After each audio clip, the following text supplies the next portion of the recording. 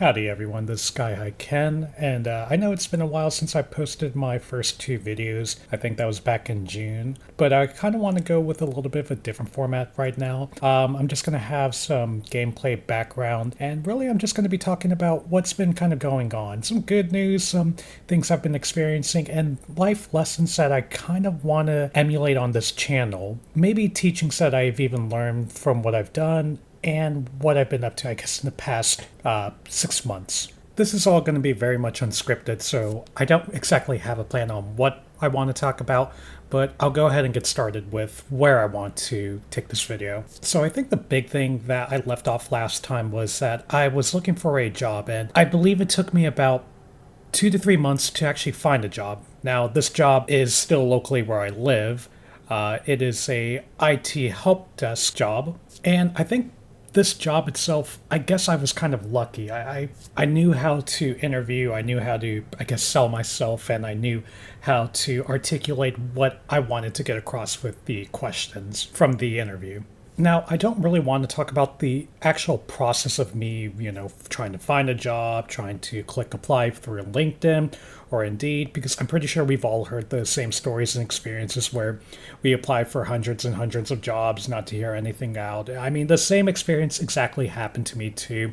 It's just about luck at that point. But really what I wanted to talk about is my experience with the job and what I've come to realize, that such as the job itself, what I do, the people that I work with, the company, and how I want that to reflect with my lifestyle, with what I want to teach with this YouTube channel, and kind of how I want all of us to grow at the end of the day. So I guess I'll start off with the job itself. For those of us that are in IT help desk, or I guess a tier 1 or tier 2 job, help desk, you understand the whole process of ticketing systems, getting calls, or trying to be proactive on your work by doing field service work, etc., etc. And to me, I really enjoy that work a lot. That work to me is very fun. I really much enjoy the customer service, talking to people and getting to hear the stories of who I work with beyond just a technical standpoint, trying to teach people what I know and what I've learned to someone that is very foreign to technology. However, the job itself is very demanding. It's very fast paced, and it does require a lot of thinking, a lot of quick wits. And yes, it can even be very much stressful too. Some days I even think to myself, am I even going to last another day? Or do I even know exactly what I'm doing with the job itself? Especially with me asking a lot of questions to my coworkers. And thankfully, they are very nice people to support me with those questions. But what really got me thinking was the 9 to 5 schedule, or 8 to 5. For me, it is actually a 9 to 6 schedule now. But what people, I think, tend to forget is there is always the first hurdle of finding a job. And when you even find a job, or you're doing the interview process, it really does matter when you try to screen the employee or the company too that you're trying to work for. You really don't know if these companies are actually going to give you the work that causes your life more harm than good. And it's not to say that, you shouldn't get a job. You should just be very cautious of how you assess your time and assess your questioning for whenever you find a new job or find a new place to work. Jobs are stressful for a reason. And you need that form of income, which is an absolute necessity that a lot of unemployed Americans are yearning for. That's only the first part of the battle. What happens afterwards when you actually get the job and you realize that this job is just way too much? It is so draining on me. I can't even have a work-life balance for myself. I can't even see my girlfriend. I can't even spend time with my family. I can't even spend time as much for the holidays. And there are even times where I'm on call where I'm just wondering if I'll get a call in the middle of the night, which causes a bit more anxiety and stress. And that right there is what exactly I want to talk about. Once again, the first part of the battle is actually getting the job. Because of course, we all need a form of income in order to support ourselves for rent or groceries. It makes sense. Or maybe someone is dependent on us, or maybe you're expecting a kid. It really does matter a lot. That I 100% understand. To have other forms of income and ways to actually attain it is so much more valuable, I think, not only to your long term approach, but to your mental health and what actually occurs, I guess, 5 years down the line when you do become like in your mid 20s, or for me, it'll be in my early 30s at that point. I don't want people to think that the job is it. Once you get the job, that's it. I've already won the battle and now I already have a job and I have a form of income. No, that's not it at all. You're going to deal with a lot of political bullcrap in the workplace, and it can be through anywhere. I've experienced that through various jobs I've done. Well, actually, let me backtrack a few jobs. Of course, my previous job where I was put on a PIP, and if you do not know what a PIP is, I'd be more than happy to make a video about my experiences about a PIP sometime later. Other times it can be a manager that is very demanding, or the job itself is very high pace, high stress, where you have, once again, very little time to even hang out with your friends and family because of how stressed out you are, how tired you are after the end of the day. And that's something that I don't want people to have to deal with. I want people to not think that they're stuck with a job. That is the biggest thing that you're going to get scared about. Once you actually get the job, is this it? Is this the American way of my life? Or, excuse me, is this the form of living that I've chosen that I will have to spend the rest of my life? And I don't want that to be anyone's burden. I don't want that to even be my own burden too. And I think the inspiration, once again, for this video is don't ever feel stuck trying to do what you think will create stability. Maybe I'm just talking out of my ass, but I've been really inspired by a lot of people lately. And I mean, a lot of YouTubers too that always go over like the transformation of how you should approach your life, how you should approach philosophy of living, and how you should approach trying to innovate for yourself and look after for yourself that benefits others in a way that is a healthy, productive manner that has a net positivity for you and your community. In a job like this, and I'm pretty sure anyone else has experienced this too, I suppose in labor work or very high intense production work, you would know how much it is to deal with whenever you're on call or whenever something breaks, that you're the first go-to person to actually fix the production, and that's standing in the line between you and your job, and even if the company will thrive. There's a sense of justice, and that sense of justice, I suppose, or that sense of work ethic will get to you. It gets to all of us. It's a lot of stress that will make us worn out and tired, eventually thinking that, once again, can I survive the next day?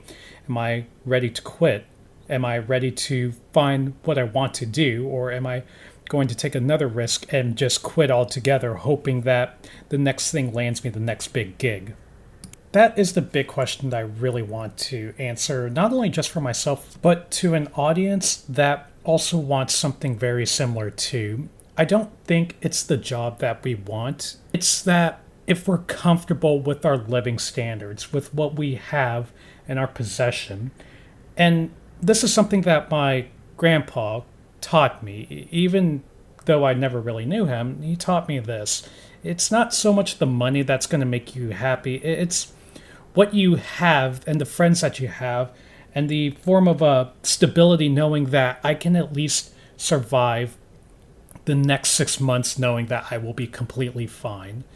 And yes, that may have to do with the form of wealth that you do have, but once again, it's not the money that's supposed to make you happy. I mean, hell, there are millionaires still out there that have millions and millions and still have some form of depression. I think it's what you're comfortable with. And to be honest, it doesn't take much for me to be comfortable with myself. I mean, my girlfriend and I, we share our room with roommates, and split between all three of us, we're very happy with, I would say, relatively decent sized duplex. But once again, it really doesn't take that much for me to be happy. I enjoy the simple things in life. I don't need a car, or excuse me, I don't need a brand new car. I don't need a brand new, I don't know, video game or gaming rig. And I mean, unfortunately, I don't need any new DDR5 RAM sticks, nothing like that. It's not about the things that I want, it's what I'm comfortable with. And I'm very blessed to actually have a girlfriend too, that we can find the joy of the simplicity in life by going out to the park or driving around, walking around our neighborhood and just holding hands, and being to ourselves. I understand that, there may be other guys out there that are not dating, and the same philosophy can apply to having video game buddies or going out. And like I said, I mean, just going to a park with your homie, like having a homie date of all things. I used to have those all the time with my friend back in the old days. It's just that I've become very busy now. But those are the types of things that I want to kind of get across. And when you're kind of content with that form of living, when you realize that it's not what I need, or excuse me, it's not what I want, it's what I'm content with, I think that's when we can all realize, or at least we can for surely realize, that you can live a very moderate lifestyle. A moderate lifestyle that doesn't need a lot of gratification from other people, a lot of luxury items, nothing like that. And one that also, even in good terms, provides extra source of income. Because right now, especially if you're in your young 20s like myself too, this is probably going to be our prime of our life. We have the most energy right now. And damn sure that whenever we're going to get older, we think that we're going to be youthful for the rest of our lives. Now, we damn know that we need to be quick about this in order to find out what exactly is the actual niche or hobby that we truly love to do, that will make us happy, that we're fine doing it. And for me, maybe I'm not exactly the best when it comes to technology. I'm very novice at that. I wouldn't even say novice. I'm like a tier 1 at that, and I've been doing it for a while. I find enjoyment not just in the technology aspect, but giving people advice and giving people the talk that is going to be tough, but at least sparking that thought-provoking idea that life doesn't get any easier after you get a job. Sometimes it may get more stressful, other times it may get less stressful, and it depends on what your means are at the end of the day and how much you're spending more. Even if you get a new job, do not ever go above and beyond of what you're spending. Stay below within your means, exercise, all these same stuff that is the normal routine that we should be doing. And, of course, don't ever neglect talking to your friends, hanging out with them and playing video games, relaxing, chilling on the couch, things that you can find some downtime, but also at the same time to learn to be innovative and learn a skill that is very, very in demand. So that way you still have another form of aspect, or again, a skill that you can use in case worst comes to worst, that you have to do freelancing without a job at all and with almost no form of source of income. And this is kind of the experience that I've been dealing with lately with this new job. And yes, the new job is very much of a blessing. And I love the job, like I said, very much so. I love helping people very much so. But with tight deadlines, with very strict procedures, SLAs that have to be met, it creates very anxious thoughts that the work never goes away, even after you get off work. And that can be very stressful. That I could even compare in some terms of trying to pay off your rent, or having to fear that your rent is going to come up but you don't have any source of income because you're sacrificing your mental stability for rent. It can be really stressful because we all want to have our own form of work-life balance, that we don't have to worry about being dependent on anything else, that we can create our own schedule, that I can choose when I want to go get coffee when I want to, or I can choose when I want to work out when I need to, or I can choose to go take a walk outside rather than having to stay in the office focused on tight deadlines, trying to finish the next report, or trying to finish in my experience or my work, the next tickets, cases that are being brought onto us to meet our SLAs. So pretty much you've gone from level 1 to level 2, and level 2, it's not going to be any easier. It gets more difficult as time progresses. And that's kind of what I want to teach us at the end of the day. Once again, when you get the job, That is the first part of the battle. You stick with the job, and that is going to be your form of stability. Once again, whether you like it or not, that is the main thing. You keep the job, and while you're at it too, the time that you actually have, either level up your skills or work on something that you're passionate about or that is a lifelong goal that you want to record and document for yourself that you know will benefit you. Invest in ETFs or stocks. I mean, for me personally, I'm doing crypto, but I wouldn't suggest crypto, of course. It's just my own gamble that I'm doing at the end of the day. But the main point is that prepare for the unexpected, because we're not promised tomorrow. No one is. You never know if you're going to pass on the next day for whatever reason, or who knows, a meteor hits you. And we know damn for sure well that the world doesn't owe us anything, which is a huge lie that we were taught about. At the end of the day, when you hit your 20s, or at least when you're finally on your own, that's kind of it. You're kind of led to solve your own problems by yourself. And hopefully you know that there won't be any dictation of other people to let you believe that what you decide on is going to either hinder you or negate you from being successful.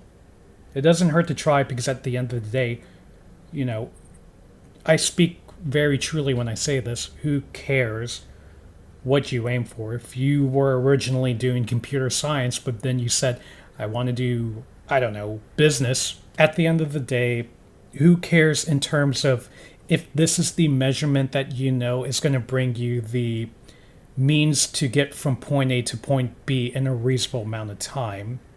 Is it the smart move that you know will help you get from level 2 now to level 3? That's the big question. Can you save your future self right now in terms of what you're doing? And that's kind of the philosophy that I want to kind of engage in this channel moving forward. I know I rambled on a little bit, but I really do hope you like this video, and I really do hope some point of cross was given to this message in order for someone to start to think about, let's start to be proactive on trying to figure it out for ourselves, so that way we do not have to have a stressful life even beyond finding the job too, or finding a job that we've been trying to aim for. Because again, once you get a job, that's not the end. That is only the beginning part of it. If you like this video, feel free to like, comment, and subscribe. And if you have any questions or ideas that you want me to think about or answer, I would very much love to read your comments in the comment section below. But anyways, I hope y'all have a great day, and happy Merry Christmas. Y'all take care. Bye-bye.